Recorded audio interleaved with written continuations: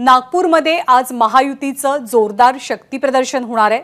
कारण नागपूर लोकसभेसाठी सलग तिसऱ्यांदा नितीन गडकरी आपला उमेदवारी अर्ज दाखल करतील।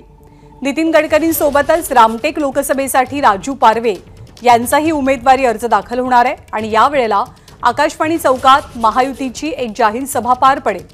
त्यासाठी आकाशवाणी चौकात एक तात्पुरता मंच उभारण्यात आलाय आणि या मंचावरनं दोनही उमेदवारांसह मुख्यमंत्री एकनाथ शिंदे, उपमुख्यमंत्री देवेंद्र फडणवीस तसंच भाजपचे प्रदेशाध्यक्ष चंद्रशेखर बावनकुळे यांचीही उपस्थिती असेल आणि ते कार्यकर्त्यांना संबोधित करतील। या सभेनंतर दोनही उमेदवार आपापला अर्ज जिल्हाधिकारी कार्यालयात दाखल करतील।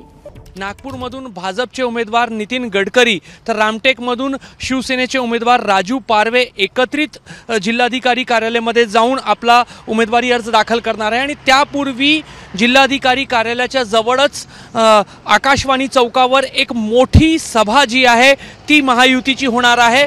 या सभेमध्ये राज्याचे मुख्यमंत्री एकनाथ शिंदे, राज्याचे उपमुख्यमंत्री देवेंद्र फडणवीस उपस्थित राहणार आहे। सोबतच नितीन गडकरी आणि राजू पारवे हे दोन्ही उमेदवार उपस्थित राहतील। भाजपचे प्रदेशाध्यक्ष चंद्रशेखर बावनकुळे उपस्थित राहणार आहे आणि आकाशवाणी चौकावर हा एक जो तात्पुरता मंच उभारण्यात आलेला आहे, याच मंचाच्या माध्यमातून एकनाथ शिंदे, देवेंद्र फडणवीस, नितीन गडकरी, राजू पारवे आणि चंद्रशेखर बावनकुळे जे आहेत ते कार्यकर्त्यांना आणि उपस्थितांना संबोधित करणार आहे। आकाशवाणी चौकापासून विधिमंडळाच्या दिशेने, विधान भवनाच्या दिशेने जो रस्ता जातो, या रस्त्यावर असा दावा केला जात आहे की किमान 20 ते 25 हजार कार्यकर्ते जे आहेत ते महायुतीचे उपस्थित राहणार आहे। दोन्ही उमेदवार जाऊन आपला उमेदवारी अर्ज दाखल करणार आहे। त्यामुळे एक मोठं शक्ती प्रदर्शन जो आहे तो उमेदवारी अर्ज दाखल करण्याच्या निमित्ताने आज महायुतीचा आपल्याला नागपुरात पाहायला मिळणार आहे। कॅमेरामॅन अतुल हिरडेसह रजत वशिष्ठ, एबीपी माझा, नागपूर।